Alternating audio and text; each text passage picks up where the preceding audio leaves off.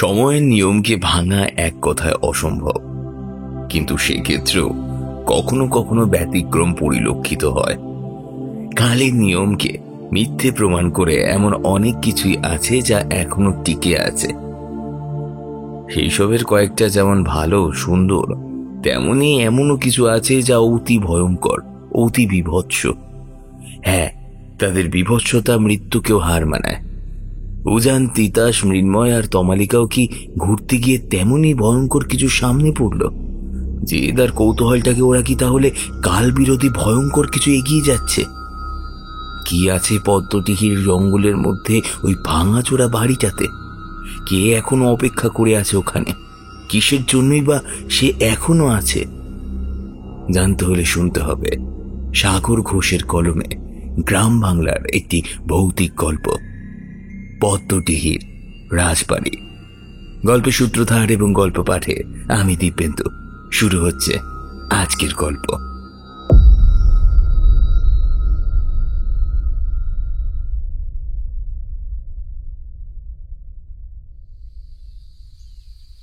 একটু বিরক্তই লাগছিল মৃন্ময়ের। দেখ তমালিকা, তোরা যাই বলিস, আমার কিন্তু মোটে ওই জায়গাটা ভালো লাগছে না। ভয় তো একেবারেই লাগছে না। সে তো তোর কোনো জায়গায় ভালো লাগে না, ভয়ও লাগে না, একেবারে মস্ত বীর পুরুষ কি না? তা এখন যতগুলো জায়গায় যাওয়া হয়েছে তার মধ্যে কটায় ভূতের দর্শন মিলেছে শুনি? এটা একটা অনুভূতি, বুঝলে হাদারাম? দেখাও যায় না, শোনাও যায় না, শুধু অনুভব করা যায়। আমি ওসব মানি না। দেখতে পাবো না তো বিশ্বাস করব কেমন করে? এবারে কথা বলল উজান। তা তুই হাওয়া দেখতে পাস নাকি? তার মানে বলতে চাইছিস তোদের ভূত হাওয়ার মতো সর্বত্র বিরাজমান? তা তাদের মধ্যে অক্সিজেন আছে না নাইট্রোজেন, নাকি স্পেশাল গ্যাস ভূতোজেন থাকে? এই ছাড় তোর কথা, সামনে দেখ, বাড়িটা দেখা যাচ্ছে অল্প অল্প। উজান, মৃন্ময় আর তিতাস এবারে তাকালো সামনের দিকে। দিনের আলো শেষ হতে এখনো ঘন্টা খানেকের সময় আছে। জঙ্গলের মধ্যে হলেও আলো বেশ ভালোই আছে। তাতেই ওরা দেখল জঙ্গলের মধ্যে ওদের থেকে কিছুটা দূরে ঝোপঝাড়ের আড়াল থেকে একটা বাড়ি দেখা যাচ্ছে। ওরা এবারে সেদিকে এগিয়ে গেল। উজান বিশ্বাস, তিতাস রায়, মৃন্ময় গুহ এবং তমালিকা সেন, এই হচ্ছে ওদের চার মূর্তি। উজান আর মৃন্ময় স্কুল জীবনের বন্ধু। তিতাস আর তমালিকা এসেছে পরে। তমালিকা মৃন্ময়ের প্রেমিকা আর তিতাস উজানের। উজান আর তিতাসের বিয়ে সামনের বছর, যদিও মৃন্ময় আর তমালিকার এখনো বিয়ের কোনো প্ল্যানই নেই। এখন ওদের 28 কি 26। এখনো অন্তত 4 বছর চুটিয়ে প্রেম করে তারপরে বিয়ে করবে, এটাই ওদের প্ল্যান। উজান আর তিতাসের বয়সও তেমন। ওরা চারজনেই জীবনে সুপ্রতিষ্ঠিত। উজানের পারিবারিক ব্যবসা আছে, সেই এখন বলতে গেলে সবটা দেখে। তিতাস একজন স্কুল টিচার। উত্তর কলকাতার বেশ নামি দামি একটা ইংলিশ মিডিয়াম স্কুলে সে পড়ায়। তমালিকা একজন হার্ট স্পেশালিস্ট, শহরের বেশ বড় একটা নার্সিং হোমে কর্মরত, তাছাড়া নিজেরও চেম্বার আছে।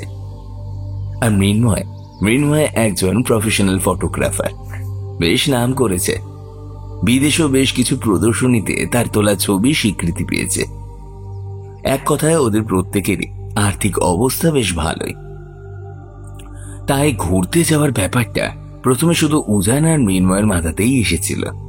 পরে এক এক করে তিতাস আর তমালিকা যোগ দেয়। এখন ওরা চারজনেই থাকে। বছরে অন্তত 4 থেকে 5 বার ওরা ঘুরতে যায়।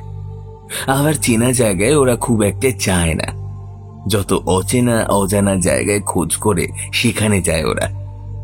এই যেমন এবারে ওরা তেমনই একটা অচেনা অজানা জায়গার খোঁজ পেয়েছে। জায়গাটার নাম পদ্মদিঘি। সুন্দরবনের গহীন জঙ্গলাঞ্চলের একেবারে অখ্যাত একটা ছোট্ট গ্রাম এটা। লোকসংখ্যা বেশ কম। গুটি কয়েক খড়ের ছাউনির মাটির বাড়ি আছে। এই জায়গাটায় খোঁজ নিয়ে এসেছিল মৃন্ময়। কোন একটা গ্যালারিতে একটা বাঘের ছবির তলার নিচে এই জায়গাটার নাম লেখা ছিল। পরে একটু খোঁজ খবর করতেই জায়গাটার ব্যাপারে জানতে পারে। নদী জঙ্গলে ঢাকা জায়গাটা ওদের বেশ ভালো লেগে যায়। ব্যাস, তারপরে আর কি, ওরা চলে এলো। এই দিন দুয়েক হয়েছে ওরা এখানে এসেছে। তিতাসের ইতিহাসের প্রতি দারুণ টান। ও নিজেও ইতিহাসের শিক্ষিকা। যে জায়গায় ওরা বেড়াতে যায় সে সকল জায়গারই ইতিহাস সম্পর্কে জানতে ওর দারুণ লাগে। এখানকার লোকজনের কাছ থেকেও ইতিহাস সম্পর্কে সে বেশ কিছু খোঁজ খবর করেছে। এই গ্রামে এক বিশাল বড় দিঘি আছে। তার কাকচক্ষু জল সারা বছর টলমল করে। দিঘিটার বিশেষত্ব হচ্ছে তার জলে অগন্তিক পদ্ম ফুল ফুটে থাকে। দুর্দান্ত লাগে দেখতে। সেই জন্যই ওই দিঘির নাম পদ্মডিহি। আর ওই দিঘির নাম ধরেই এই জায়গার নাম হয়েছে পদ্মডিহি। শুধু কি তাই, এখানকার আরো বেশ কিছু টান টান ইতিহাসও সে জানতে পেরেছে। আর সেই জন্যই তো এই জঙ্গলের মধ্যে এই বাড়িটার খোঁজে ওদের আসা। যদিও পুরো ব্যাপারটা জানে একমাত্র তিতাস। গ্রামের লোকেদের সাথে সেই কথা বলেছে। পুরোটা বলতে যা জানতে পেরেছে সেটুকু। আর একটা ঝোপ পেরিয়ে গেলেই বাড়িটার সামনে উপস্থিত হবে ওরা। এখন বেশ দেখা যাচ্ছে বাড়িটাকে। দাঁত বের করে শ্যাওলা ধরা থামগুলো বেশ পরিষ্কার দেখা যাচ্ছে। দোতলা বাড়িটার গা বেয়ে জেগে উঠেছে একটা অশ্বত্থ আর পাঁকুর গাছ। তাতে প্রশস্ত শিকড়গুলো আষ্টে পৃষ্ঠে জড়িয়ে রয়েছে বাড়িটাকে। তাদের পাতায় ঠাসা ডালপালাগুলো বাড়ির মাথার ওপরে বিশাল ছাতার মতো প্রাধান্য বিস্তার করেছে। দোতলার গড়াত পাল্লা ভাঙা উন্মুক্ত জানলাগুলোও দেখা যাচ্ছে। জানলার ভিতরগুলো একেবারে অন্ধকার। রহস্যকে আরো জমাট পাকাচ্ছে তারা। বাপরে, বাড়িটা এখান থেকে কেমন ভয়ানক লাগছে, তাই না? ঠিক বলেছিস। ওরা চারজনেই বাড়িটার দিকে এগিয়ে চলল। এই তিতাস, ব্যাপারটা কি সেটা তো পুরোটা বললি না এখনো। আরে তেমন কিছুই না, গায়ের লোকেরাও ঠিক করে কিছুই তো বললো না। তবে মনে হচ্ছিল গায়ের সকলেই বাড়িটাকে নিয়ে বেশ ভয়েই থাকে। কেমন যেন একটা এড়িয়ে যাওয়া ভাব, বুঝলি তো। কোথাও ঠিক করে বাড়িটাকে নিয়ে কথাই বলতে চাইছে না। শুধু জানলাম বাড়িটা নাকি একেবারেই ভালো নয়, অভিশপ্ত। বাড়িটায় যে যায় সে নাকি আর ফেরে না। তবে অভিশাপটা কি সেটা কিন্তু জানতে পারিনি। কিন্তু গায়ের লোকেদের মতে এর আগেও এই বাড়িটায় লোকজন এসেছে, কিন্তু এখনো তাদের মধ্যে কেউ ফিরে আসেনি, একজনও না। রিসেন্টলি এই আগের বছরই নাকি একটা গ্রুপ এসেছিল বাড়িটায়, বেশ বড় গ্রুপ। গায়ের লোকেদের কথা শুনে যা বুঝলাম, সম্ভবত কোনো শুটিং এর জন্যই গ্রুপটা এসেছিল এই বাড়িটায়। গায়ের লোকেরা স্বাভাবিকভাবেই তাদেরও আসতে মানা করেছিল, কিন্তু তারা শোনেননি। দুদিনের মধ্যেই গোটা গ্রুপটা গায়েব হয়ে গিয়েছিল। এই গ্রামের লোকেরা জঙ্গলে ঢুকলেও এই দিকটায় আসে না। ওই একটাই ভয়। বলিস কি? কিন্তু কারণটা কি? সেটা অনেক করে জানার চেষ্টা করলাম বটে, তবে জানতে পারলাম না। গায়ের লোকেরা সে বিষয়ে কিছু বলতেই চায় না, শুধু বলছে বাড়িটা ভালো নয়, এই বাড়ি জ্যান্ত মানুষ খায়। মৃন্ময় এতক্ষণ চুপ করেছিল, এবারে আরো তাচ্ছিল্যের সুরে হেসে উঠল সে। বোগাস কথা যত, বাড়ি নাকি মানুষ গিলছে। এই, তুই ফোন কাটাটা বন্ধ করবি? মৃন্ময় চুপ করে গেল। ওরা ইতিমধ্যেই বড় ঝোপটা পেরিয়ে এসে উপস্থিত হয়েছে বাড়িটার একেবারে সামনে। জঙ্গলের মাঝখানে একেবারে একটা বিশাল দানবের মতো অনড় হয়ে দাঁড়িয়ে আছে দোতলা বাড়িটা। গোটা বাড়িটাই অশ্বত্থ আর পাকুর গাছের শিকড়ে জড়িয়ে রেখেছে। ভাঙা দেওয়ালগুলোর প্রত্যেকটা শ্যাওলা আর আগাছা ভরে আছে। কয়েকটা জানলার গায়ে ভাঙা পাল্লা আর গরাতগুলো দেখা যাচ্ছে বটে, তবে বেশিরভাগেরই সেসব নেই। উন্মুক্ত জানলাগুলোর দিকে আলো প্রবেশ করতে পারছে না। গাঢ় অন্ধকারে ভরে আছে সেগুলো। এমন ঘন জঙ্গলের মধ্যে এমন একটা পোড়া বাড়ি দেখলে ভয় একটু লাগে বইকি, গায়ে কাঁটা দিয়ে ওঠে। বিউটিফুল কথাটা এসেছে মৃন্ময়ের গলা থেকে। ফলত উজান, তিতাস আর তমালিকা তিনজনেই অবাক। তিনজনেই তাকিয়ে আছে মৃন্ময়ের দিকে। তার কিন্তু ওদের দিকে নজর নেই। সে ব্যস্ত হয়ে পড়েছে ছবি তুলতে। বাবা, এ কি শুনলাম? ভূতের মুখে রাম নাম দেখছি। তা বীরপুরুষ, তোমার সত্যিই ভালো লেগেছে? সত্যি ভাবা যায়? যাক, তবু ভালো, আমাদের খুদ স্পেশালিস্টের পছন্দ হয়েছে। মৃন্ময় এবারে বাড়িটার আরেকটা ছবি তুলে নিল। হ্যাঁ, তা না পছন্দ হওয়ার কি আছে? আমি কি মানুষ নয় নাকি? এই জায়গাটা সত্যিই সুন্দর। বাড়িটাকে নিয়ে যা দারুণ দারুণ ছবি তোলা যাবে না? তমালিকা, তৈরি হয়ে নে। আমি তো কবে থেকেই তৈরি। তবে জায়গাটা কি নিস্তব্ধ না? ঠিক বলেছিস তিতাস, একেবারে শান্ত জায়গাটা। এমন নীরব নিস্তব্ধতা আগে কখনো ফিল করিনি। রাইট, ওই বৃদ্ধাও এই একই কথা বলেছিলেন। কোন বৃদ্ধা বলতো? আরে, যে বৃদ্ধার বাড়িতে আমরা আছি। কাল সন্ধ্যের দিকে আমি ওনার সাথে কথা বলছিলাম। উনি বলছিলেন জঙ্গলে নাকি পার্টিকুলার এই জায়গাটায় কোনো পশু পাখিও থাকে না। তারাও এখানে আসতে নাকি ভয় পায়। তা উনি জানলেন কি করে? এখানে উনি এসেছিলেন নাকি? বৃদ্ধা বলেছিলেন ওনার ছেলে তাকে এই কথা বলেছিল। বৃদ্ধার ছেলে এই জঙ্গলেই কাঠ কাটতে এসে একবার বাড়িটার ভিতরে ঢুকেছিল কৌতূহল বশে। তারপর থেকেই সে কেমন যেন একটা হয়ে গিয়েছে। রাত বেরাতে বাড়ি থেকে বেরিয়ে যেতে চাইতো, বলতো বাড়িটা তাকে নাকি ডাকছে। বৃদ্ধা বলেছিলেন এই বাড়িটা নাকি মানুষকে টেনে নিয়ে আসে নিজের দিকে। যখনই তার শিকারের দরকার পড়ে সে মানুষকে টেনে আনে নিজের কাছে। আর একবার যদি কেউ এই বাড়ির টানে সাড়া দেয়, তাহলে তাকে এই বাড়ি গিলেই ছাড়ে। এই বাড়ির নাকি অদ্ভুত এক টান আছে। শুধু বৃদ্ধার ছেলে নয়, এই গায়ের আরো অনেকেই এর আগে এই বাড়ির টানে এসেছে আর উধাও হয়েছে। কথাটা কিন্তু তাহলে বৃদ্ধা খুব একটা ভুল বলেনি। সত্যি বাড়িটার একটা অদ্ভুত টান আছে। দেখলেই কৌতূহল বেড়ে ওঠে, বাড়িটার ভেতরে যেতে ইচ্ছে হয়। কি বলছিস তোরা? একটা রাত এই বাড়িতে কাটিয়ে দেখা যাবে নাকি? অবশ্যই। নিশ্চয়ই। আমিও রাজি। এসব ব্যাপারে আমার না কোনো কালেই ছিল নাকি। এমন ঘন জঙ্গলের মধ্যে এমন একটা ভাঙাচোরা বাড়িতে রাত কাটানো, উফ, এমন থ্রিলিং ব্যাপার ছাড়া যায় নাকি? থ্রিলিং লাইফ লিড করার জন্যই তো ওয়াইল্ড লাইফ ফটোগ্রাফার হয়েছি। বেশ, তাহলে তো কোনো কথাই নেই। আজই রাতে। না, আজ নয়।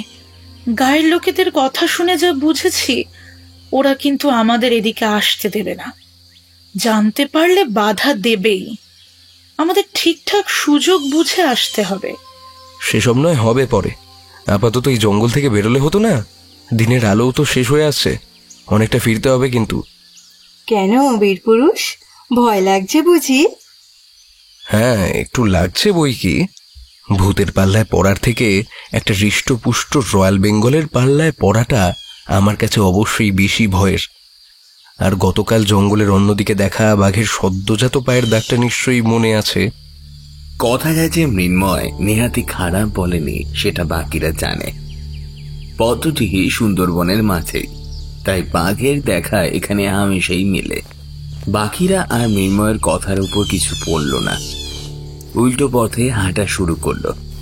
তবে প্রত্যেকেই পিছনে ফিরে বারবার বাড়িটাকে দেখতে দেখতেই এগোলো। সত্যি বলতে বাড়িটা ওদের প্রত্যেকেরই দারুণ ভালো লেগেছে।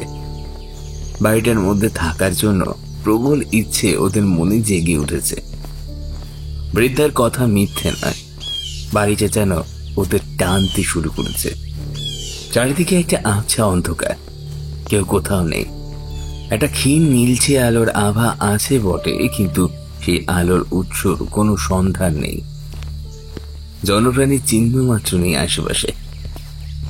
শব্দ তেমন কোথাও কিছু নেই, শুধু একটা গুরুগম্ভীর গৌগোয়ানি থেকে থেকে ভেসে আসছে কোথাও থেকে।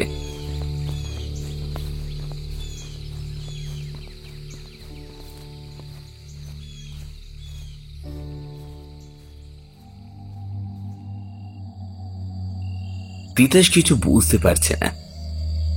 সে তো পদ্মডিহিতেই এক বৃদ্ধার মাটির তৈরি খড়ের চালের বাড়িতে একটা ঘরের মধ্যে শুয়েছিল তমালিকার সাথে। তাহলে তাহলে এই জায়গাটায় এলো কি করে? ঘুমে হাঁটা বা ওইরকম কোনো রোগ তো তার কোনোদিনই ছিল না। তাহলে ঘর থেকে এখানে সে এলো কেমন করে? তুলে আনার মতো তো কিছু সে বুঝতে পারেনি। সবচেয়ে বড় কথা, এই জায়গাটা কোথায়? কোনো গাছপালা নেই, মাটিও দেখা যাচ্ছে না, চারিদিকে শুধু ধোঁয়া উঠছে। কেমন যেন একটা পচা পচা গন্ধ আছে এখানে। তিতাসের মাথাটা কেমন যেন ঝিমঝিম করছে। এবারে তিতাস তার ডান দিকে তাকালো, আর সাথে সাথে একটু আঁতকে উঠল। ওর বেশ মনে আছে, একটু আগেও এই দিকটায় নীলচে আভা আর ধোঁয়া ছাড়া কিছু ছিল না, কিন্তু এখন আছে। একটা ফাঁসি কাঠ কোথা থেকে যেন গজিয়ে উঠেছে সেখানে। ফাঁসি কাঠে মোটা কাঠিটাও ঝুলছে, সেটা একেবারে স্থির। আর শুধু তাই নয়, দুইটা থেকে ঝুলে আছে একটা দেহ, নারী দেহ। তার দেহ মৃত্যুর স্থিরতা। মহিলার পা দুটো দেখা যাচ্ছে না, জায়গাটা গাঢ় ধোয়া। মুখটা সামনের দিকে ঝুঁকে আছে, তাও মুখটা যেটুকু দেখা যাচ্ছে সেটুকু তার লম্বা মোটা অগোছালো চুলের গোছে ঢেকে রয়েছে। মহিলার পরনের শাড়ি আগোছালো ভাবে হলেও বেশ বোঝা যায় সেটা যথেষ্ট দামি। কাপড়ের পাড়ের কারুকার্যগুলো সম্ভবত সোনার সুতো দিয়ে করা। মহিলার দুটো হাত দুপাশে ঝুলছে। তিতাসের দৃষ্টি এবার সেই দিকেই গেল। ভয়ে ওর হাত পা এমনি ঠান্ডা হয়ে এসেছে। এবারে তার সাথে একটা চাপা কৌতূহল জন্ম নিল ওর মনে। মহিলার হাত দুটোর রং ঠিক স্বাভাবিক নয়, কেমন যেন ফ্যাকাশে, সবচেয়ে ভাবও আছে। আর শুধু তাই নয়, দুটো হাতেও কেমন যেন কালশিটে দাগ, সম্ভবত লাঠি বা চাবুক দিয়ে মারার দাগ। কৌতূহল বড় অদ্ভুত এক অনুভূতি। অন্যান্য সকল অনুভূতিকেই সে চাপা দিতে পারে, তিতাসের সাথেও এবারে সেটাই হলো। ভয়ে তার বুক দুরু দুরু করছে, তবুও কৌতূহলের টানে সে এক পা করে এগিয়ে গেল ঝুলন্ত দেহটার কাছে। ঝুঁকে থাকা দেহটার মুখের দিকে দেখার চেষ্টা করলো, কিন্তু কিছুই দেখতে পেল না। অগত্যা দেহটাকে একেবারে কাছেই যাবে বলে ঠিক করলো সে। এক পা করে তিতাস এবারে দেহটার একেবারে সামনের দিকে এগিয়ে গেল। তার বুকের মধ্যে দুরুটা এখন দামামা রূপান্তরিত হয়েছে। তবুও নিজের কৌতূহল দামাতে পারল না সে। এক প্রকার ওর অজান্তেই ওর একটা হাত সামনের দিকে এগিয়ে গেল ঝুলন্ত দেহটার দিকে। হাতের উদ্দেশ্য ওই নারী দেহের লম্বা লম্বা চুলগুলো একটু সরিয়ে দেওয়া, যাতে তিতাস মুখটা দেখতে পায়। কিন্তু তিতাসের হাতটা নারী দেহের চুল স্পর্শ করার সাথে সাথেই একেবারে অকস্মাৎ নারী দেহের মাথাটা উঁচু হলো। চারিদিক থেকে এক ঝাঁক কনকনে ঠান্ডা হাওয়া কোথা থেকে যেন তেড়ে এলো। তিতাস কেঁপে উঠল। না, শুধু ঠান্ডাই নয়, তার কেঁপে ওঠার পিছনে ঠান্ডার থেকেও অনেকগুণ বেশি ভয়ের অবদান আছে। হাওয়ার ধাক্কায় নারী দেহের মুখের উপর থেকে সকল চুল সরে গেছে। তাতেই ওর বিভৎস গা খিনখিনে পোকাময় পচা মুখটা স্পষ্ট হয়ে দেখা যাচ্ছে। না না না, ওটাকে মুখ বলা চলে না। আর যাই হোক, পার্থিব কোনো প্রাণীর বা কোনো কিছুটি হতে পারে না এই চোখ। মুখটার একটা দিক একেবারে থ্যাঁতলানো, শরীরটা কিছুই ঠিক করে বোঝার উপায় নেই। একটা চোখ কোটর থেকে বেরিয়ে একটা কি দুটো শিরার জন্য ঝুলছে। পোকা বিল বিল করছে সেদিকটা। মুখের অপর দিকটাও পরিষ্কার নয়, সেদিকে রং ফ্যাশ ফ্যাশ করছে সাদা। অজস্র ফাটাফুটি ভর্তি সেদিকটা। জ্যৈষ্ঠের গরমে বাঁধার মাটিতে যেমন ফাটল জন্মায়, ঠিক যেন সেই রকমই ফাটল সেদিকটা। চোখ বলে কিছুই নেই। সেই জায়গায় একটা দগদগে গর্ত, পচা মাংস ঠেলে বেরিয়ে এসেছে সেখান থেকে। কয়েকটা পোকাও সেখানে বিলবিল করছে। পচা রক্ত মাংস পলে পড়ছে তার মুখটা থেকে।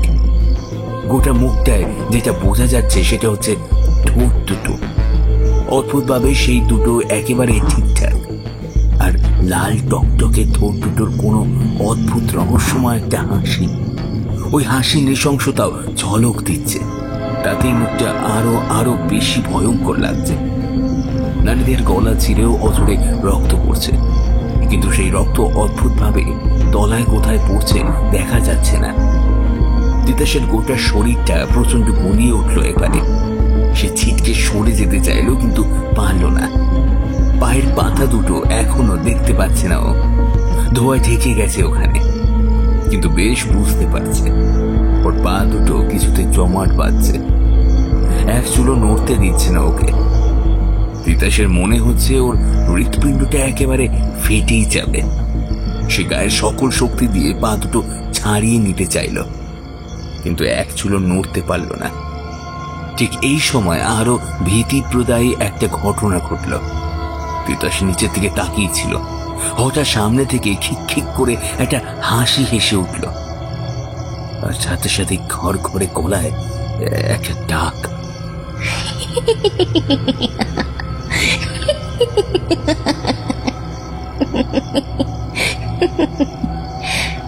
তিতাস, তিতাস। সাথে সাথে তিতাসের সামনের দিকে তাকালো, দেখলো সেই বিভৎস মুখটা একটা বেশ বড় গর্তের সৃষ্টি হয়েছে। সেই গর্তের মধ্যে অজস্র ধারালো ছুচলো দাঁত গিজ গিজ করছে। হাঁ করে সেই দেহ এবারে তেড়ে এলো তিতাসের দিকে, আর থাকতে পারলো না ও, আর্তনাদ করে উঠল। এই তিতাস, তিতাস, কি হয়েছে তিতাস? তমালিকার ঘুম খুব গাঢ়। একবার ঘুমালে কানের ধারে দামামা বাজলো, ঘুম ভাঙে না তার। কিন্তু তিতাসের চিৎকারটা এতটাই তীব্র ছিল যে ওর কানের পর্দার কোনো তীরের তীক্ষ্ণ ফলার মতো গিয়ে গিতেছে। এহেন অবস্থায় ঘুমিয়ে থাকা সম্ভব নয়। তমালিকাও ছিটকে উঠে বসেছে। একে তো গভীর ঘুমের ঘোর, তার উপরে কানের একেবারে কাছে ওই রকম চিৎকার। দুটোই মিলিয়ে ওর মাথাটা এখন কেমন যেন ভো ভো করছে। হতভম্ব হয়ে গেছে সে। তবুও স্বাভাবিক সত্তার বসে পাশে চেঁচাতে থাকা তিতাসকে শান্ত করার চেষ্টা শুরু করে দিয়েছে। তিতাসের কিন্তু কোনো দিকে কোনো খেয়ালই নেই। সেই চোখ বুঝেই চিৎকার করেই চলেছে। তার চিৎকার ধীরে ধীরে কেমন যেন গোঙানিতে রূপান্তরিত হচ্ছে। তমালিকা হাজার ঠেলাতেও তার ঘুম ভাঙছে না। এদিকে দরজায় চাপড় পড়তে শুরু করেছে। মৃন্ময় আর উজানের গলাও ভেসে আসতে শুরু করেছে। কি হলো? দরজাটা খোল। তমালিকা, দরজাটা খোল। তিতাসের কি হয়েছে? দরজাটা খোল। Titas, Tamalika, what's going on? আরে তোরা দরজা খুলছিস না কেন? তিতাসের গোঙানিটা কিন্তু বেশ বেড়েছে। তার চোখ এখনো খোলেনি। তমালিকা কি করবে বুঝতে না পেরে বিছানা ছেড়ে উঠে এবার ছুটে গেল দরজার কাছে। এক টানে খুলে দিল সেটা।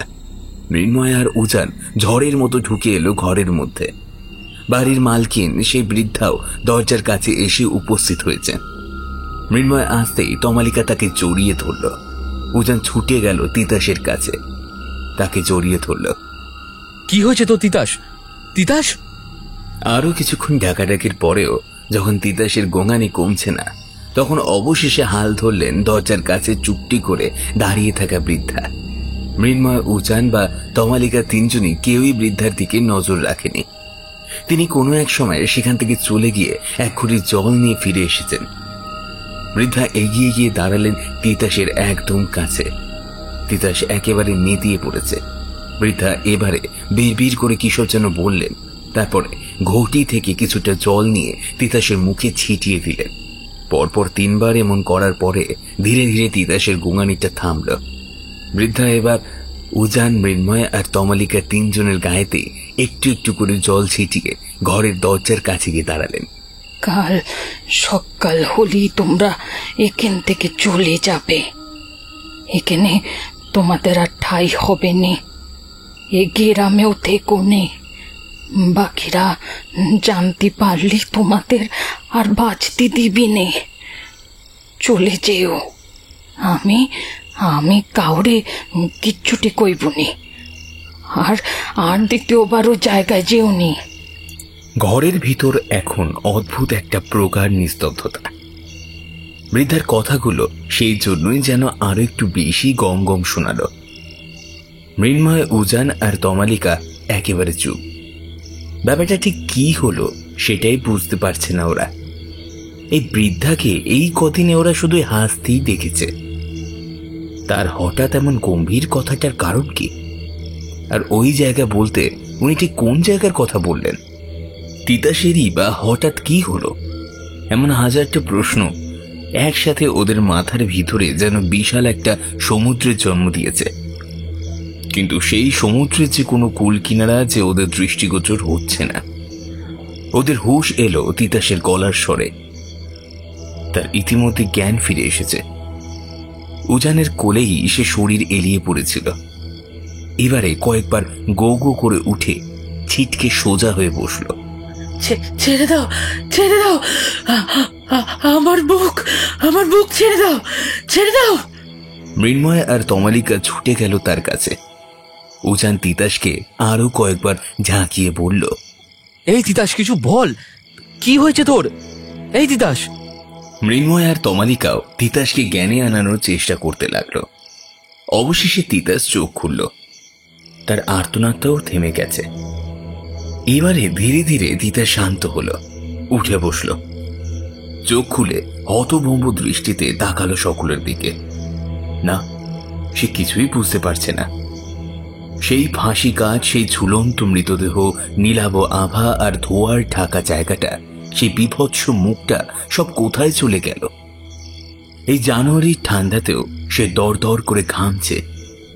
ঘরের বাকিদের চোখ মুখে একটা ভয়, জিজ্ঞাসা আর বিঘ্নিত ভাব মেশানো অদ্ভুত একটা ভাব। তিতাস এবারে নিজের মুখের ওপর ভালো করে হাত বুলালো। ওই বিভৎস মূর্তি ওর পুরো মুখটাই গিলে নিয়েছিল। না, কিছুই হয়নি। সেই তীব্র যন্ত্রণাটাও আর নেই। তাহলে কি ও কোনো ভয়ঙ্কর স্বপ্ন দেখছিল এতক্ষণ? কোনো স্বপ্ন এতটা বাস্তব হয় নাকি? প্রতিটা শব্দ এখনো ওর কানে বাজছে।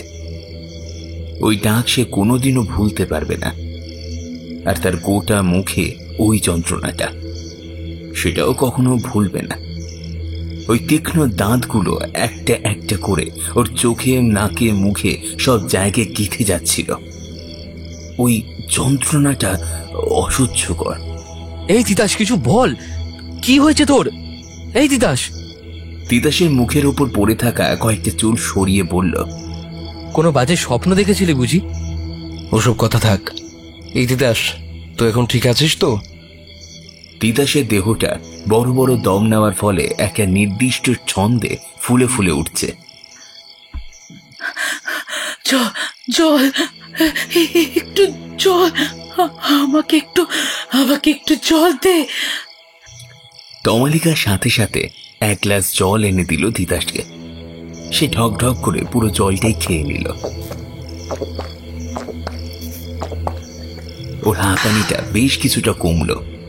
তিতাস, কি হয়েছিল তোর? তিতাস আরো কয়েক সেকেন্ড সময় নিয়ে এবারে তার পুরো স্বপ্নটার কথা জানালো। বাকিরা সবটাই শুনলো, তবে ঘটনাটা ঠিক বুঝতে পারল না। সেটাই স্বাভাবিক। একজনের স্বপ্ন আরেকজনের পক্ষে বোঝা সম্ভবও নয়। ওরা কিন্তু বৃদ্ধার বলা কথাগুলো তিতাসকে আর জানালো না, তবে নিজেরা কিন্তু কথাগুলোর একটা অক্ষরও কিন্তু ওরা ভোলেনি। ভোলার কথাও নয়। সকলেই চুপ করে রইল। এই, আমি বলি কি, এইসব এখন ছাড়। মৃন্ময়, উজানকে নিয়ে তুই তোদের ঘরে গিয়ে শুয়ে পড়। রাত কিন্তু অনেক হয়েছে। আমি তিতাসকে নিয়ে শুয়ে পড়ছি। উজান, যা, চিন্তা করিস না, আমি তো আছি। উজান আর মৃন্ময় আর কথা বাড়ালো না। ওরা চলে গেল নিজের ঘরে, কিন্তু ঘুম এলো না। উজানরা চলে গেলে তমালিকাও আর কিছু জিজ্ঞেস করলো না তিতাসকে। ওরাও শুয়ে পড়ল। তমালিকা তিতাসের মাথায় হাত বুলিয়ে দিতে লাগলো। ওদেরও চোখে কিন্তু ঘুম এলো না। তিতাস চোখ বুজে থাকলো বটে, কিন্তু ওর বুকের ভেতরটায় এখনো যেন কেউ দামামা পেটাচ্ছে। ওই বিভৎস মুখটা ভোলা ওর পক্ষে সম্ভব নয়, তবুও নিজেকে শান্ত করার চেষ্টাও করলো।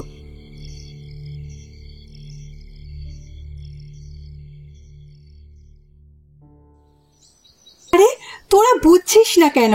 আমার মন বলছে ব্যাপারটা মোটেও ঠিক হচ্ছে না। ওখানে যাওয়ার কোনো মানে হয় কি? এই তমালিকা, তুই কেন এমনটা করছিস বলতো? কে কি বললো সেই জন্য আমরা চলে যাব? এর আগে কোনোদিন আমরা এমনটা করেছি কি? শোন মৃন্ময়, সবসময় পরিস্থিতি একরকম হয় না। আর এখানে আসা নিয়ে তো তোরই সবচেয়ে বেশি না ছিল, তাই না? তাহলে তুই হঠাৎ এত আগ্রহী হয়ে উঠলি কি করে? আগ্রহী না হওয়ার তো কিছু দেখছি না। জায়গাটা আমার দেখেই ভালো লেগেছে, আর যে জায়গা ভালো লাগে সেখানে যে আমি যাবই। আর তুই খুব ভালো করেই জানিস, কোনো কিছু যদি আমি একবার চ্যালেঞ্জ হিসেবে নিই তাহলে সেই কাজ আমি করেই ছাড়বো। আর ওই বৃদ্ধা যেমনভাবে আমাদের চলে যেতে বললেন, তারপরে ওখানে যাওয়া আর ওই বাড়িতে রাত কাটানোটা আমার কাছে একটা চ্যালেঞ্জের মতোই হয়ে গেছে। তোরা না গেলে যাস না, ফিরে যা, কিন্তু আমি ওখানে যাবই। তুই কেন বুঝতে চাইছিস না? কিছু একটা নিশ্চয়ই আছে। এত বছরের এতগুলো মানুষের বিশ্বাস তো আর ভুল হতে পারে না। আর আর তিতাসের অবস্থাও এর ভাব। আগেও তো আমরা অনেক জায়গায় রাত কাটিয়েছি। সেসব জায়গাতেও বহু বছর ধরে অনেক ভৌতিক বিশ্বাস ছিল স্থানীয়দের, কিন্তু শেষে কি বেরিয়েছে? কোথাও ক্রিমিনালদের ব্যাপার, নয়তো স্রেফ ফালতু গাঁজাখুরি ভয়। আর রইল তিতাসের কথা, কি হয়েছে ওর? হ্যাঁ, একটা দুঃস্বপ্ন দেখেছে, ব্যাস। এমন দুঃস্বপ্ন তুইও দেখেছিস, আমিও দেখেছি। তাতে আমরা কি মরে গেছি, নাকি আমাদের ভূতে ধরেছে? সবকিছু যুক্তি দিয়ে বিচার করা যায় না, সেটা অন্তত প্লিজ তোরা দুজনেই এবারে চুপ কর।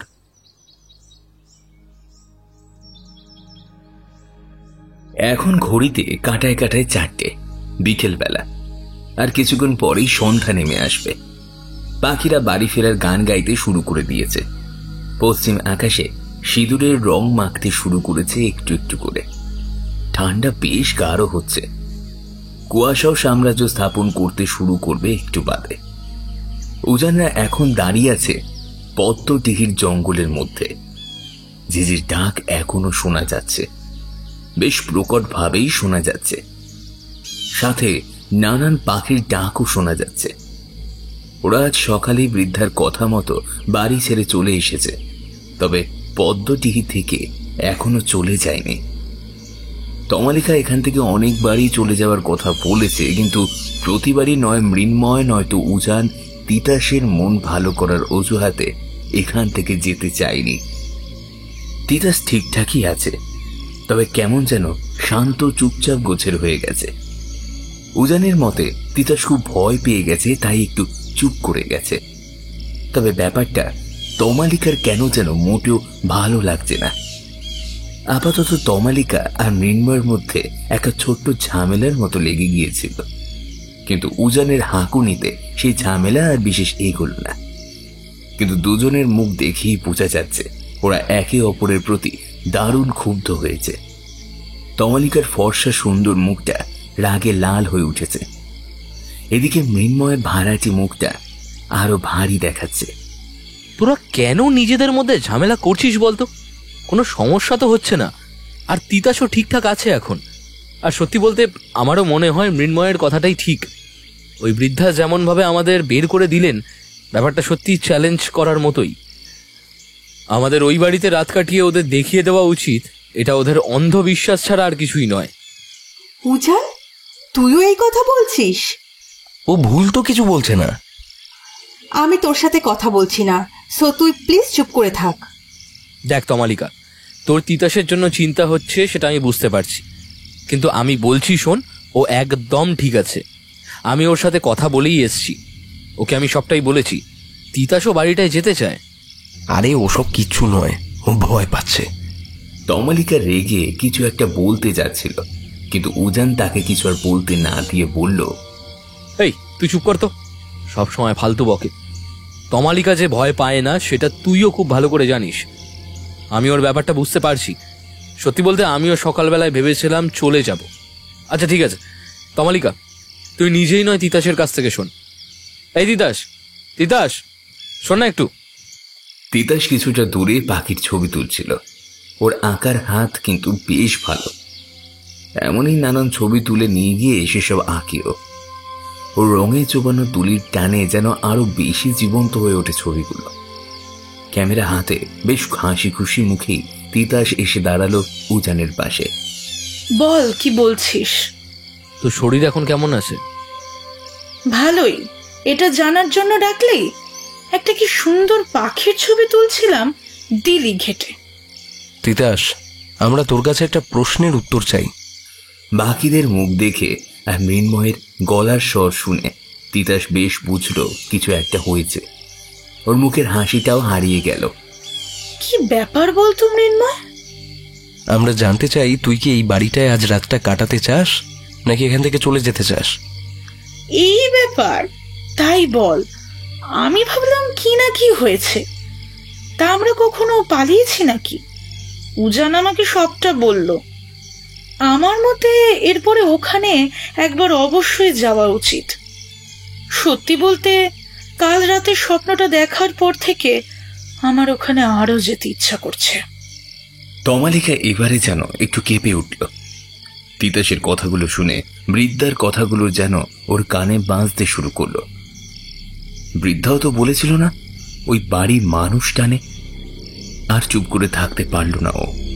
তিতাস, আমার মনে হচ্ছে এটা কিন্তু ঠিক হচ্ছে না। চল না আমরা ফিরে যাই। কিন্তু কেন? তুই তো কোনোবারই এমনটা করিস না। এবারে তাহলে কি হয়েছে বলতো তোর? আমার জন্য ভয় পাচ্ছিস? আর একটা স্বপ্নের জন্য ভয় পাওয়ার তো কিছু নেই। অমন স্বপ্ন কতই না আসে। তুই চিন্তা করিস না, তেমন কিছুই হয়নি। আর ওখানে গেলে তবেই না আমরা ঠিকঠাক সত্যিটা জানতে পারবো, তাই না? একদম ঠিক কথা। তমালিকা, তুই এত ভাবিস না। আমি আর তিতাস ওপারে যাচ্ছি, কিন্তু তোরা আর ঝগড়া করবি না। আলো আর খুব বেশিক্ষণ থাকবে না। বাড়িটা বেশ কিছুটা দূরে। অন্ধকার হওয়ার আগেই আমাদের চলে যেতে হবে ওখানে। কাল সকাল হলে কাউকে আর কিছু বলতে হবে না। আমরা আমাদের মতো চুপচাপ ফিরে যাব, কেমন? তিতাস আর উজান চলে গেলে মৃন্ময় আর তমালিকা কিছুক্ষণ চুপ করে দাঁড়িয়ে রইল। অবশেষে মৃন্ময় তমালিকার কাছে গিয়ে তার মুখটা তুলে পড়ল, রাগলে তোমাকে যে আরো সুন্দরী লাগে রমণী। এই রূপের আগুনে আমি পুড়ে না মরি। তমালিকার রাগ এবার বেশ কিছুটা পড়ল। অল্প হেসে মৃন্ময়ের হাতটা সরিয়ে দিয়েও বলল, এই যা তো, আর ন্যাকামো করতে হবে না। নিজেকে জোর করে হালকা করে কথাটা বলল বটে, কিন্তু ওর মন কিন্তু কিছুতেই মানতে চাইছে না কোনো মতে। বাড়িটায় যাওয়ার কি আদৌ ঠিক হচ্ছে?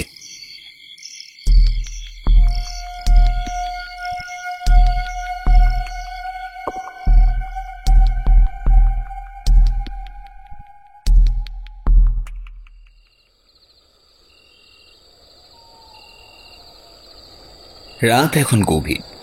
শীতের হাড় কাঁপানি ঠান্ডা এখন আরো জাঁকিয়ে নেমেছে। কুয়াশার চাদর আরো গাঢ় হয়েছে।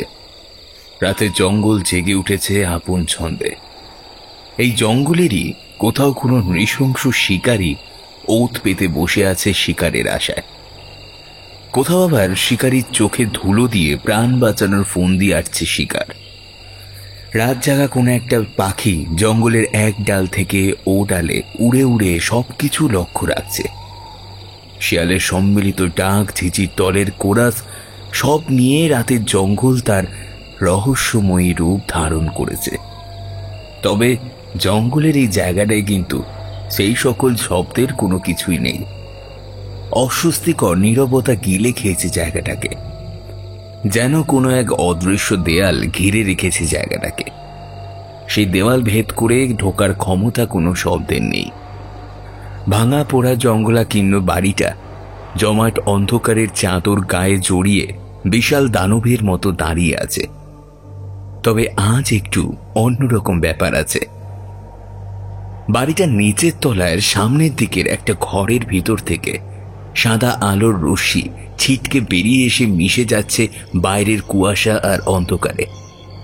তিতাস, উজান, মৃন্ময় আর তমালিকা ওরা চারজনেই বাড়িটার দিকে চলে এসেছে। বাড়িটার ভিতরটাও ভালো করে ঘুরে দেখেছে। ভাঙা ফাটল ধরা দেওয়ালগুলোকে জড়িয়ে আছে শেকড় পাকড়, নানান আগাছা আর শ্যাওলা। মেঝে বলে আর কিছুই নেই, সব মাটি আর শ্যাওলায় গ্রাস করেছে। বাড়ির ভিতরের নিচের তলায় অনেকগুলো ঘরই আছে, তবে সেগুলোর একটারও জানলা বা দরজার পাল্লা নেই। সবই নষ্ট হয়ে গেছে। তবে অনেক খুঁজে ওরা কিন্তু দোতলায় ওঠার সিঁড়িটা খুঁজে পায়নি। তাই সেখানে ওদের আর যাওয়াও হয়নি। নিচের তলাতেই একটা ঘরের একটা কোণের দিকে কিছুটা জায়গা যথাসম্ভব পরিষ্কার করে নিয়ে দুটো চাদর পেতে সেখানেই আছে। চাদর কম্বল এসব ওরা ঘুরতে গেলেই নিজেদের সাথেই নেয়। যেসব উটকো জায়গায় ওরা যায় সেসব জায়গায় এগুলো সাথে রাখাই উচিত। এখন ওরা গভীর ঘুমে তলিয়ে আছে। ওরা ঠিক করেছিল আজ রাতটা ঘুমাবে না। সেই মতোই ওদের কাছে আজ যা অল্প খাবার দাবার আছে সেসব ভাগ করে খেয়ে নিয়ে চাপা চুপি দিয়ে বসে নিজেদের মতো গল্প করতে শুরু করেছিল। কিন্তু ঠিক তখনই যে ওরা ঘুমিয়ে পড়েছে সেটা ওরা কেউই জানে না। এবারে হঠাৎ সকলের নীরবতা ভেঙে একটা শব্দ শোনা গেল। ঝুমঝুম শব্দ, নূপুরের শব্দ। খুব ধীর পায়ে সেই শব্দ হেঁটে বেড়াচ্ছে বাড়িটার ভিতরে, কখনো এপারে বা কখনো ওপারে। মৃন্ময় ঘুম বরাবরই খুব পাতলা, অল্প স্বল্প শব্দ হলেই তার ঘুম ভেঙে যায়। নূপুরের শব্দটা কিছুক্ষণ কানে যেতেই যথারীতি ওর নিদ্রা ভঙ্গ হলো। ঘুম জড়ানোর চোখ দুটো খুলতে খুলতেই উঠে বসল। পরপর দুটো বড় বড় হাই তুলল, দু হাত ছড়িয়ে আড়মোড়া ভাঙল, চোখ ঘষে ঘুমের ঘোরটাকে কাটালো। তারপরে করে কান খাড়া করে শুনল, না, ওর ভুল হয়নি। সত্যি নূপুর পায়ে হেঁটে যাওয়া ঝুমঝুম শব্দ শোনা যাচ্ছে। কেউ হাঁটছে। একটা ছোট মাপের এমার্জেন্সি লাইট ওরা সাথে রাখে, সেটাই জ্বলছে। আলোর জোর খারাপ নয়। ঘরের ভেতরটা দরজা পর্যন্ত বেশ ভালোভাবেই দেখা যাচ্ছে। দরজার বাইরেও অল্প অল্প দেখা যাচ্ছে। মৃন্ময় দরজার বাইরের দিকে তাকিয়ে বেশ কিছুক্ষণ বসে রইল। শব্দটা কিন্তু থামেনি, বরং বেশ কিছুটা যেন জোরালো হয়েছে। মৃন্ময় এবারে বাকিদের দিকে একবার দেখল। তিনজনেই অকাতরে ঘুমাচ্ছে। ও একবার ভাবল উজানকে ডাকবে, কিন্তু পরক্ষণে কি একটা ভেবে সেটা আর করল না। নিজের টর্চটা নিয়ে কম্বল গায়ে জড়িয়ে একাই বেরিয়ে এলো ঘর থেকে। হাড় কাঁপানো ঠান্ডা বাইরে, কনকনে বাতাস শরীরে এসে বিচ্ছে ছুঁচের ফলার মতো। নিরেট কালো অন্ধকার আলোর শেষ বিন্দুগুলো গিলে খেয়েছে। মৃন্ময় টর্চটা জেলে এদিক ওদিক দেখল কয়েকবার। কই, কেউ কোথাও নেই, কিন্তু শব্দটা তো খুব কাছ থেকেই আসছে। তাহলে কি যা ভাবছিলাম সেটাই সত্যি? নির্ঘাত এখানে কোনো অন্য ব্যাপার আছে।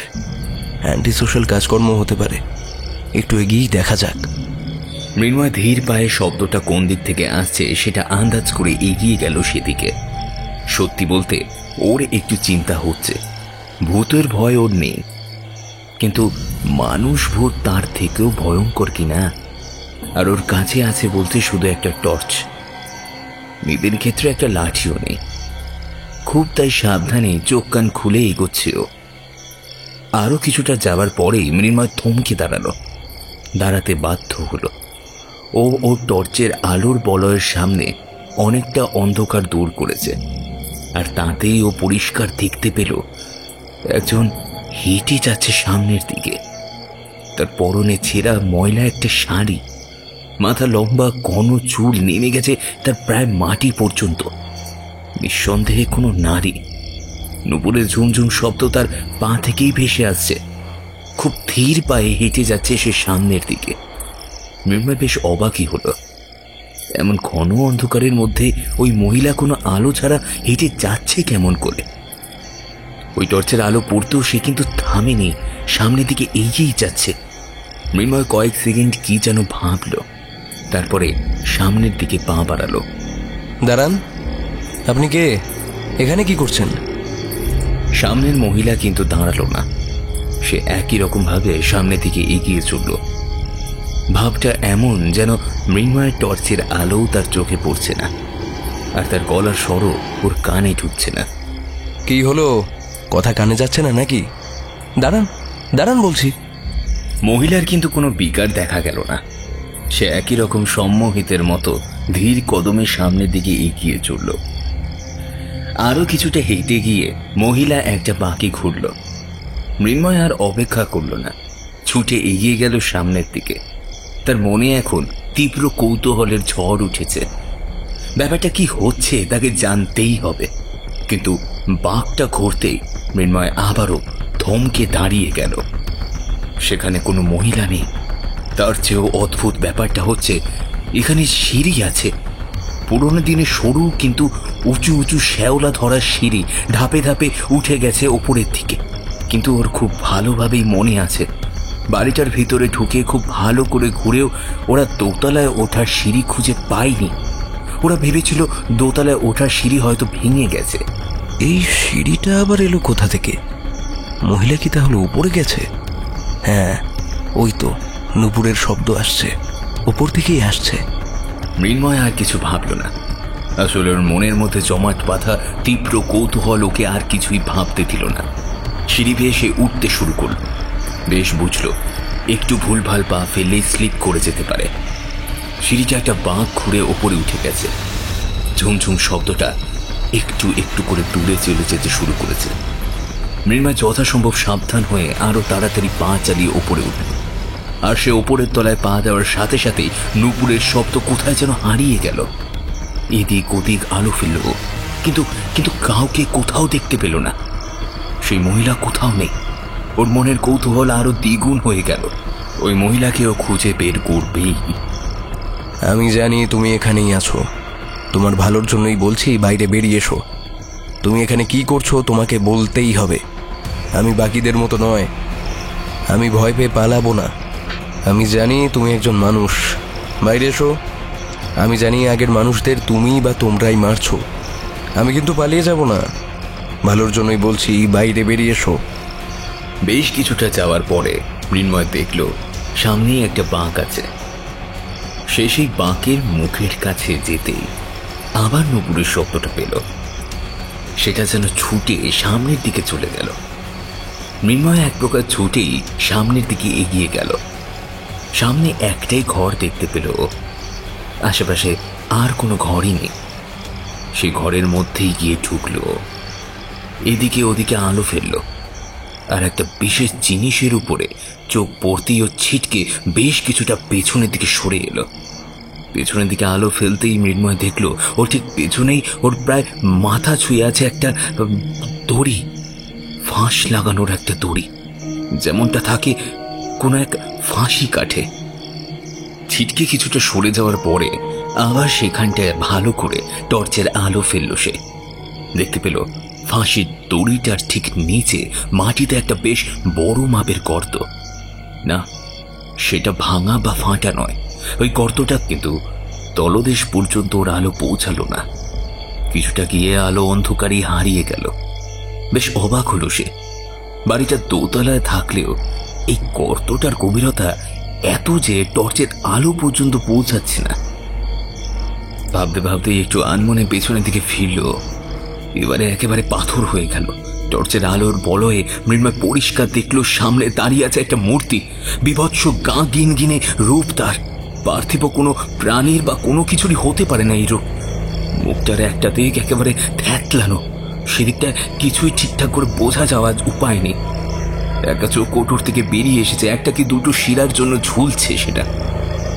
পোকা বিলবিল করছে সেদিকটা। মুখের অপর দিকটাও পরিষ্কার নয়, সেদিকে রং ফ্যাস ফ্যাসে করছে সাদা। অজস্র ফাটাফুটি ভর্তি সেদিকটা। জ্যৈষ্ঠের গরমে বাঁধার মাটিতে যেমন ফাটল জন্মায়, ঠিক তেমন ফাটল সৃষ্টি হয়েছে সেদিকটা। চোখ বলে কিচ্ছু নেই। সেই জায়গায় একটা দগদগে গর্ত। পচা মাংস ঠেলে বেরিয়ে এসেছে সেখান থেকে। কয়েকটা পোকাও সেখানে কিলবিল করছে। পচা রক্ত মাংস গলে পড়ছে গোটা মুখটা থেকে। গোটা মুখটা যেটা বোঝা যাচ্ছে সেটা হচ্ছে দুটো ঠোঁট। অদ্ভুতভাবে সেই দুটো ঠোঁট একেবারে ঠিকঠাক আছে। আর লাল টকটকে ঠোঁট দুটো কোণে একটা অদ্ভুত রহস্যময় একটা হাসি। সেই হাসিতে নৃশংসতাও ঝলক দিচ্ছে। তাতেই মুখটা আরো আরো বেশি ভয়ঙ্কর লাগছে। নারী দেহের গলা চিরেও অঝরে রক্ত পড়ছে, কিন্তু কিন্তু সেই রক্ত অদ্ভুতভাবেই তলায় কোথাও পড়ছে, দেখা যাচ্ছে না। নুপুরের শব্দ আর শোনা গেল না। তার পরিবর্তে দারুণ গড়গড়ে গলার গর্জনে ভরে উঠল গোটা জায়গাটা। এমন বিভৎস একটা মূর্তিকে সামনে দেখে স্বাভাবিকভাবেই মৃন্ময় এবারে ভ্যাবা চেকা খেয়ে মরে গেল। চেঁচানোর ক্ষমতাটুকু যেন সে হারিয়ে ফেলল। ওর মনে হচ্ছে ওর পা দুটো যেন জমে পাথর হয়ে গেছে। না, শুধু পা দুটো নয়, গোটা শরীরটাই যেন জমে বরফ হয়ে গেছে ওর। অবশ্য মৃন্ময় আর কিছু করতেও পারল না। কিছু বুঝে ওঠার আগেই ওই বিভৎস নারী মূর্তি ধোয়ার মতো হাওয়ায় ভেসে ধেয়ে এলো ওর একেবারে কাছে। পোকাময় ওর মুখটায় সৃষ্টি হলো অসংখ্য ধারালো ভর্তি বিশাল গর্তওয়ালা দাঁত। মুহূর্তের মধ্যে সেই গর্তের ভেতরে চলে গেল মৃন্ময়ের গোটা মাথাটা। আর তারপরেই সকল শব্দ ছাপিয়ে শোনা গেল মাংস হাড় চিবিয়ে খাওয়ার শরীরের কাঁটা দেওয়া কচমচ শব্দ। মৃন্ময়ের হাত থেকে জ্বলন্ত টর্চটা মাটিতে পড়ে গেল। তার আলোতেই দেখা গেল গোটা জায়গাটা মৃন্ময়ের শরীর বেয়ে ঝরে পড়া শোণিত ধারায় ভেসে যাচ্ছে জায়গাটা। তমালিকা অঘরে ঘুমাচ্ছিল। এবারে সে আরেক পাশে ফিরল। ওর হাতটা বেশ জোরেই মাটির উপর গিয়ে পড়ল। ওর ঘুমটা ভেঙে গেল। বেশ জোরেই লেগেছে হাতে। তারও পরে শীতের সময় বলে আর জোরেই লেগেছে। মুখে একটা শব্দ করে উঠে বসল। ঘুম জড়ানো চোখ দুটো ঘষতে ঘষতে কয়েকবার ঠান্ডায় কেঁপে উঠল। তারপরে পাশের দিকে তাকালো।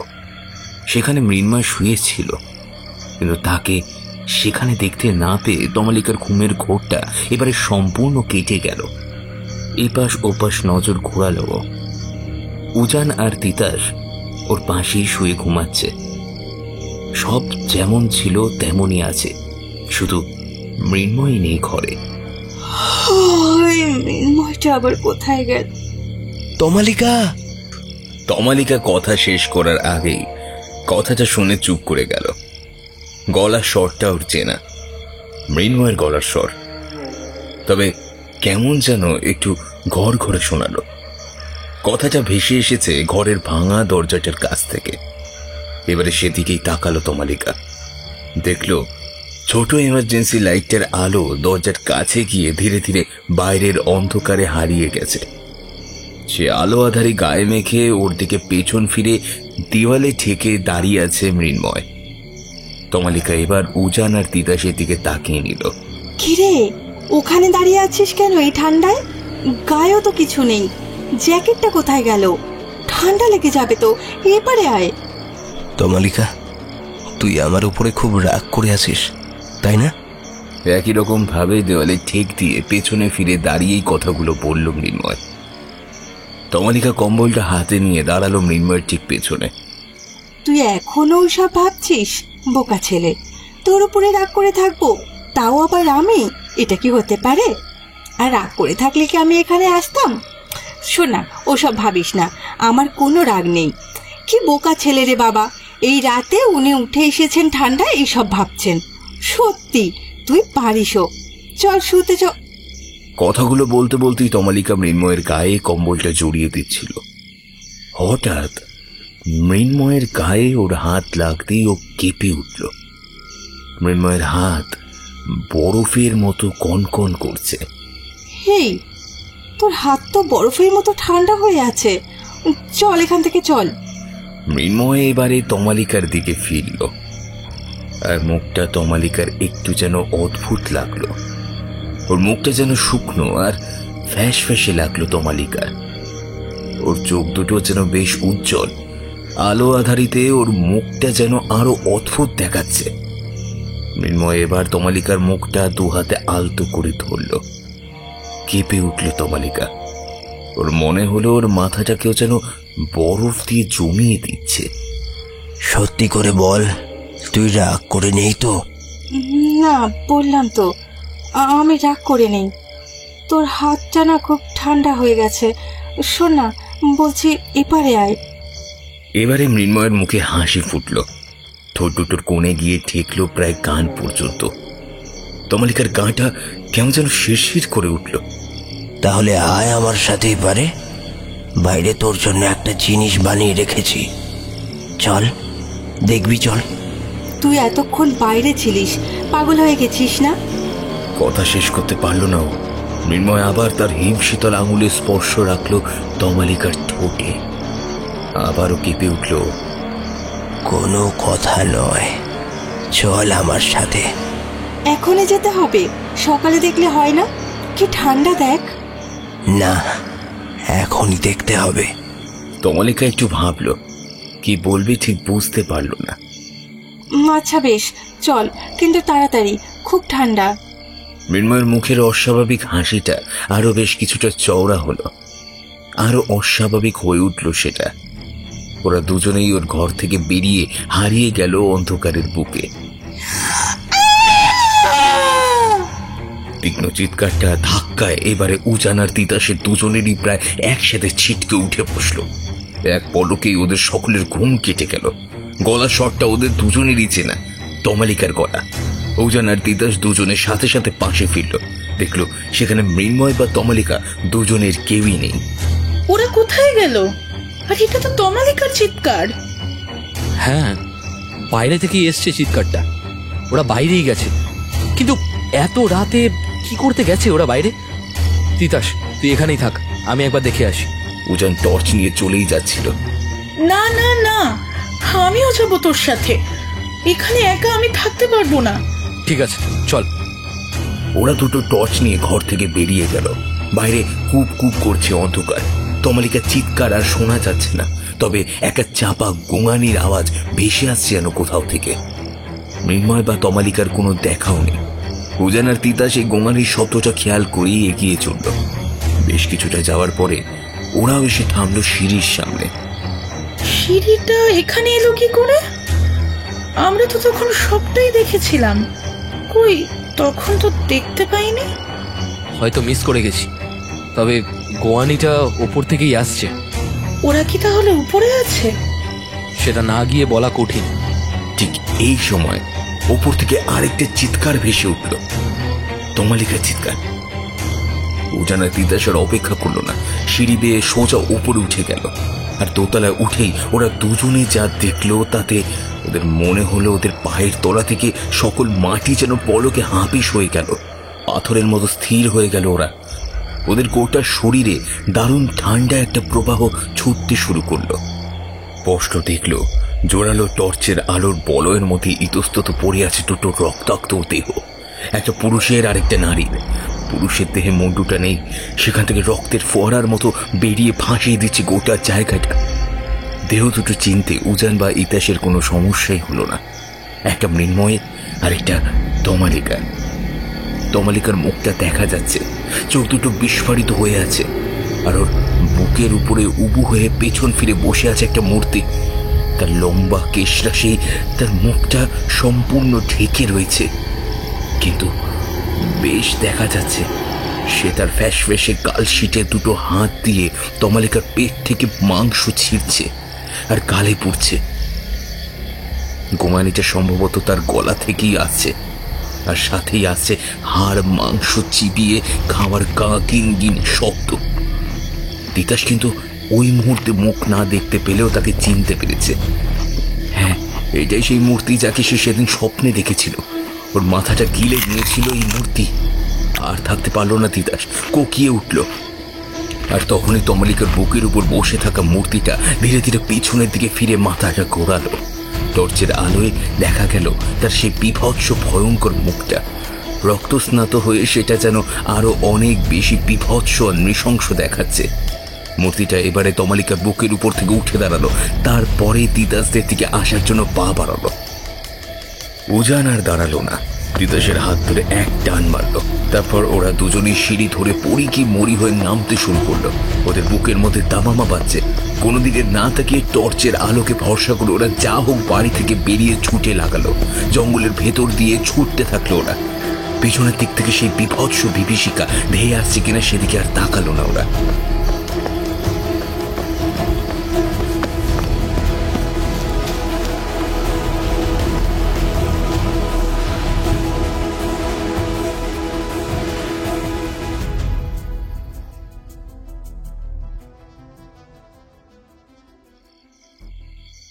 তোমরা দুটিতে দুদণ্ড আগে শান্ত হয়ে বসো দেখি। আর তোমরা যাবার জায়গা পেলেনি? ওই ওই মরণপুরীতে কেউ যায় নাকি?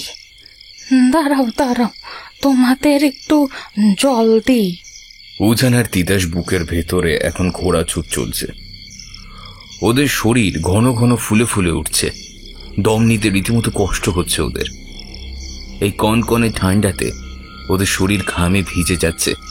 দুজনের চোখেই প্রচন্ড ভয় আর আতঙ্কের আত্মপ্রকাশ করছে। বাড়িটা থেকে বেরিয়ে জঙ্গলের ভিতর দিয়ে ওরা ঠিক কোন দিকে ছুটেছিল সেটা ওরা জানে না, কতক্ষণ ছুটেছে সেটাও জানে না। প্রাণ ভয়ে দৌড়ানোর সময় ওসব দিকে খেয়ালও থাকে না। ওরা পড়ি কি মরি করে ছুটতে ছুটতে যখন প্রায় একেবারে ক্লান্ত হয়ে গেছে আর এক পাও ছোটার ক্ষমতা ওদের নেই, তখন ওরা কিছুটা দূরে জঙ্গলের মধ্যেই একটা ঝুপড়ি দেখতে পায়। সেটার বাইরে খুব ঢিমে একটা হলদে কম্পিত আলোয় ওদের চোখ পড়ে। দুরন্ত মানুষে যেমন সামান্য তৃণকেও আঁকলে ধরে, তেমনি বাঁচার শেষ আশায় ওরা যা হোক করে ছুটে গিয়ে আঁচড়ে ঝুপড়িটার অপোক্ত দরজাটার উপরে পড়ে। ওদের কপাল সত্যি ভালো। দরজায় কয়েকবার চাপড় মারতেই একজন ঝুপড়ির বাইরে বেরিয়ে এলো। এক বৃদ্ধা। না, যে বৃদ্ধা বাড়িতে ওরা ছিল তিনি নয়, অন্য একজন।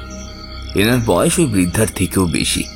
পরনে ময়লা ছেঁড়া সাদা একটা শাড়ি, একটা লাঠির উপরে ভর দিয়ে তিনি বেরিয়ে আসেন বাইরে। তারপরে উজান আর তিতাসের অবস্থা দেখে কিছু একটা আন্দাজ করে ওদের ভিতরের দিকে নিয়ে যান। এখন তিতাস আর উজান ওই ঝুপড়ির মধ্যেই বসে আছে। এখনো কোনো কথাই বলেনি ওরা, তবে বৃদ্ধার কথা শুনে বেশ আন্দাজ করা যায় উনি সবটাই বুঝতে পেরেছেন। বৃদ্ধা জল দিলে উজান আর তিতাস ঢক ঢক করে সবটা খেয়ে নিল। তারপরে ওদের হাঁপানিটা কিছুটা কমলো। তা তোমরা ওই বাড়িতে গেছিলে কেন গা? কিন্তু ওদের দুজন কিছুই বলল না, আসলে বলতে পারল না। ওরা এতটাই ভয় পেয়েছে যে ওদের বাক শক্তি যেন হারিয়ে গেছে। চিনতে নেই, এখানে কোনো চিনতে নেই তোমাদের। তোমরা বলো, ও বাড়ি কি করতে গেছিলে? তোমাদের সাথে কি আরো কেউ ছিল? এবারে উজানের ঠোঁট দুটো কেঁপে উঠল।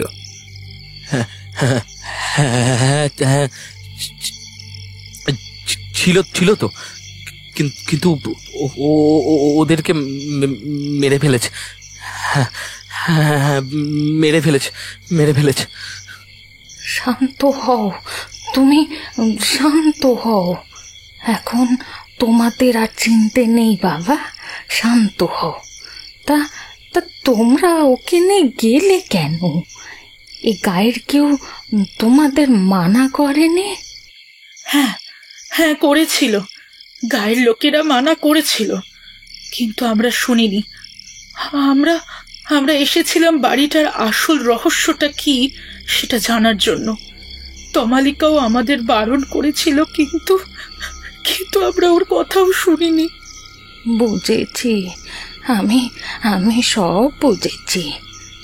ও তোমাদের দোষ নয় মা। ও বাড়ি শিকার খোঁজে, যখন শিকার পায় তখন তাকে নিজের কাছে টেনে নিয়ে যায়। কেউ ওই টান এড়াতে পারে না। সে বহু বছর ধরে এমনটাই হয়ে যাচ্ছে। আসলে রানীমা এখনো ও বাড়িতে আছেন কি না, তার যে আবার মানুষের রক্ত ছাড়া চলে না। রানীমা? কে রানীমা? বলছি সব বলছি তোমাদের, শোনো তাহলে। তারপরে গল্প বলার মতো করে বলতে শুরু করলেন। সে অনেক বছর আগের কথা। তখন এই পদ্মডিহিতে রায়দের জমিদারি। জমিদার না বলে তাদের রাজাই বলা চলতো, তেমনই প্রতাপ ছিল তাদের। চারপাশে অনেক দূর পর্যন্ত তাদের রাজত্ব ছিল। রাজা কালাচাঁদ রায়ের নামে কেঁপে উঠত সকলে। এই সুন্দরবনের বাঘেরাও তার ভয়ে কাঁপত, এমনই প্রতাপ ছিল তার। কিন্তু মানুষটা ছিলেন খুব ভালো, প্রজাদের খুব ভালোবাসতেন। সবসময় তাদের কথা ভাবতেন, প্রজাদের সুখ দুঃখ সব ভাগ করে নিতেন। প্রজারাও তাকে খুব সম্মান করত, শ্রদ্ধা করত, ভালোবাসত। কালাচাঁদের বাবা অমরচাঁদ মারা গেলে তাকে জমিদারির দায়িত্ব নিতে হয়েছিল অনেক কম বয়সে। তার এক দিদি আর এক বোন থাকলেও ছেলে বলতে ছিলেন তিনি একা। কালাচাঁদ যখন জমিদার হন তখন তার বয়স মাত্র 15। যখন তার বয়স হলো 21, তখন দেশে গোরা সাহেবদের খুব দাপট বেড়েছে। সকল রাজা জমিদাররা একে একে প্রাণ আর সম্পত্তি বাঁচাতে মান সম্মান খুইয়ে তাদের দলে গিয়ে নাম লেখাচ্ছে।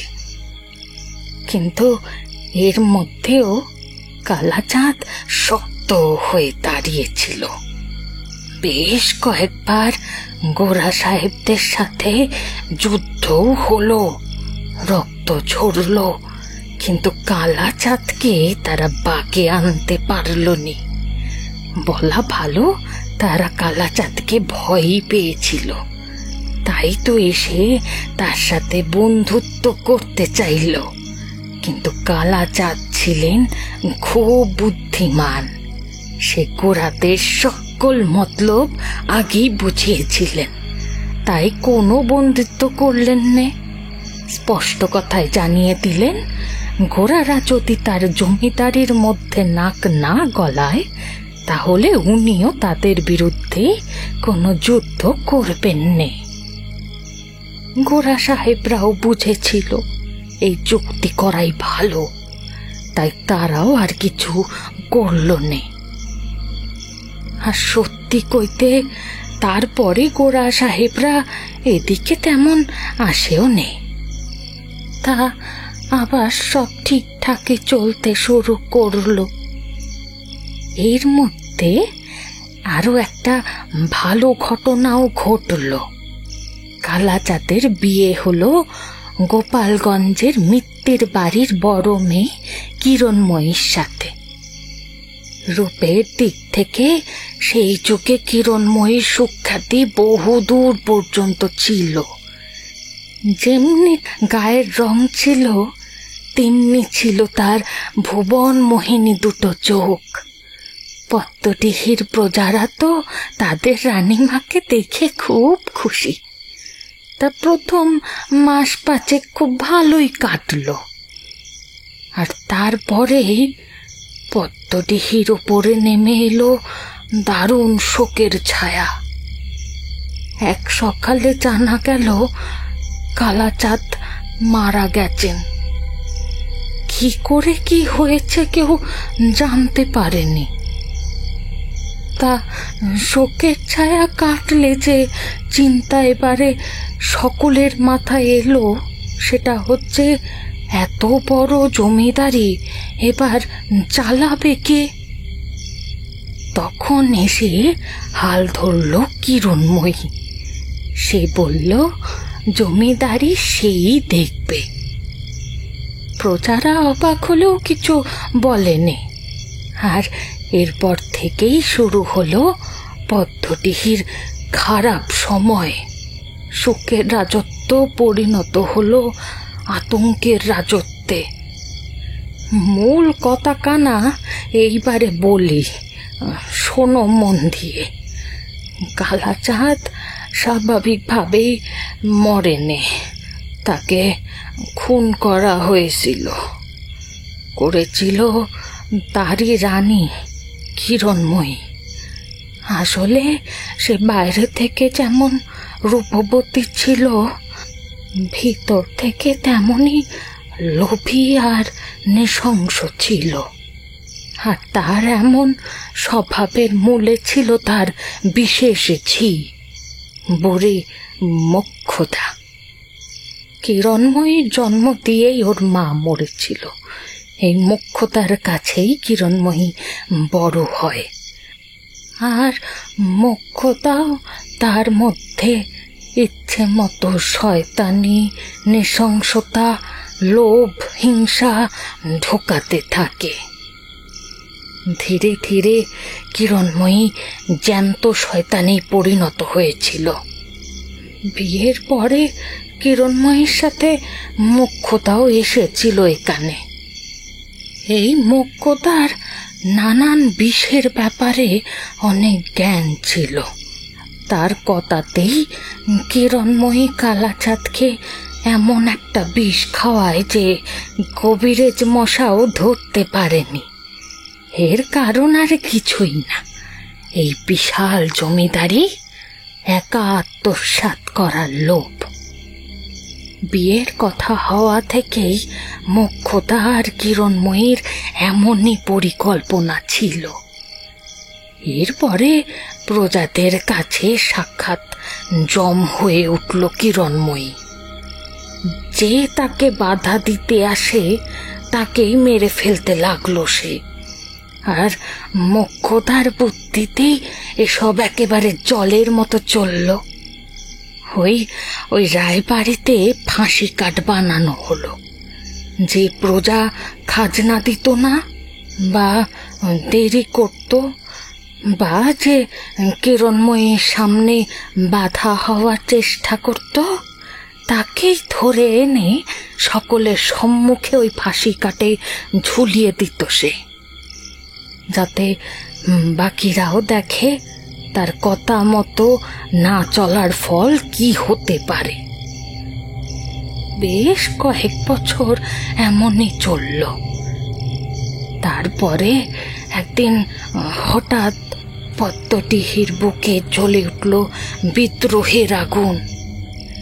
কিরণময়ী আর মোক্ষদা পরিকল্পনা করে সেই বিদ্রোহ কড়াভাবে শেষ করা শুরু করলো। অনেক মানুষ মরল, কিন্তু কিছুতেই কিছু হলো নি। আসলে মানুষের মন থেকে ততদিনে মরার ভয় চলে গেছিল। তাই যা হবার তাই হলো। একদিন গায়ের সকলে মিলে চড়াও হলো জমিদার বাড়ির উপরে। তারপরে বুড়ি মোক্ষদা আর কিরণময়ীকে টেনে বের করে এনে পিটিয়ে পিটিয়ে মারল। তারপরে দুজনকেই ঝুলিয়ে দিল ওই ফাঁসি কাটে।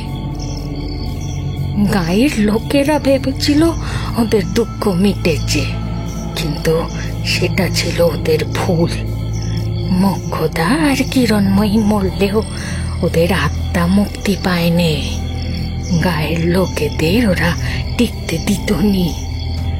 পরে তো পদ্মডিহির লোকেরা সরে যায় ওপারে, তখন গিয়ে জ্বালাতন কমে। কিন্তু ওই বাড়ি ছেড়ে ওরা দুজনের কেউই নড়ে নে, ওখানেই থাকে ওরা। আর মানুষ মারার স্বভাবটা ওরা ছাড়তে পেরে নে। তাই তো মাঝে মধ্যেই এই তোমাদের মতো শিকার ওরা টেনে আনে। মানুষের রক্ত না হে, ওদের তো জলে নে। তবে এখনো ওরা যতজনকে ডেকে এনে এনেছে, এখানে তারা কেউই আর বাঁচতে পারেনি। তোমরাও মনে হয় বাঁচবে নে। বৃদ্ধার কথাগুলো উজান আর তিতাস এক মনে শুনছিল। এই শেষ কথাগুলো শুনে এবার ওরা কেঁপে উঠল। মানে? ঝুপড়ির মধ্যে ঢিমিয়ে একটা ল্যাম্প জ্বলছে, আর বৃদ্ধাও এতক্ষণে ওদের দিকে পিছন ফিরেই কথা বলছিলেন। এবারে ওদের দিকে ফিরলে ওরা দুজনেই বরফের মতো জমে গেল। বৃদ্ধার চোখ, মুখ আর কিছুই বোঝা যাচ্ছে না, যেন এক তাল রক্তাক্ত মাংসপিণ্ড সেটা, আর তার মধ্যেই ধক ধক করে জ্বলছে দুটো চোখ। মানে তোরাও মরবি? ওই যে দেখ, পেছনে রানীমা আসছেন, দেখ।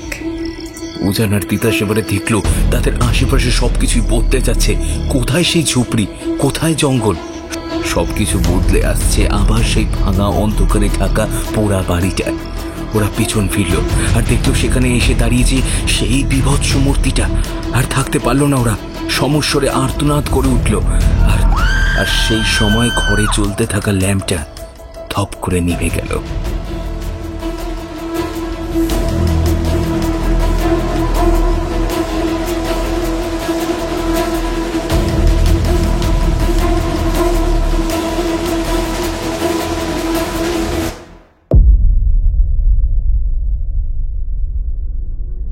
শুনছিলেন সাগর ঘোষের কলমে একটি গ্রাম বাংলার ভূতের গল্প, পদ্মডিহির রাজবাড়ি। গল্প পাঠে আমি দিব্যেন্দু। গল্পটি কেমন লাগলো আপনাদের জানাবেন কিন্তু আমাদের ইউটিউব কমেন্ট সেকশনে। আজকে গল্পের অন্যান্য চরিত্র ছিল অভিক, সৌরভ, পূজা, সৃষ্টি, তৃষা, আভোষে ফিনিক্স, সংলাপে প্রতীক, পোস্টার ডিজাইনে সৌম্যদীপুর। আপনাদের অসংখ্য ধন্যবাদ আমাদের গল্পগুলো শোনার জন্য। আর এই চ্যানেলে আপনি নতুন হয়ে থাকলে চ্যানেলটি সাবস্ক্রাইব করে বেল আইকনটা ক্লিক করে দেবেন। আর গল্পটি ভালো লেগে থাকলে গল্পটি শেয়ার করবেন, কারণ বন্ধু আপনারাই পারেন এই চ্যানেলটিকে অনেক বড় করতে। ফেসবুকে শেয়ার করতে পারেন, হোয়াটসঅ্যাপে ব্রডকাস্ট করে আপনি শেয়ার করতে পারেন, বন্ধুদের মধ্যে ছড়িয়ে দিন এই গল্পটিকে। ভালো থাকবেন, সুস্থ থাকবেন, ভালো রাখবেন আর শুনতে থাকবেন, সঙ্গে থাকবেন বঙ্গকথার।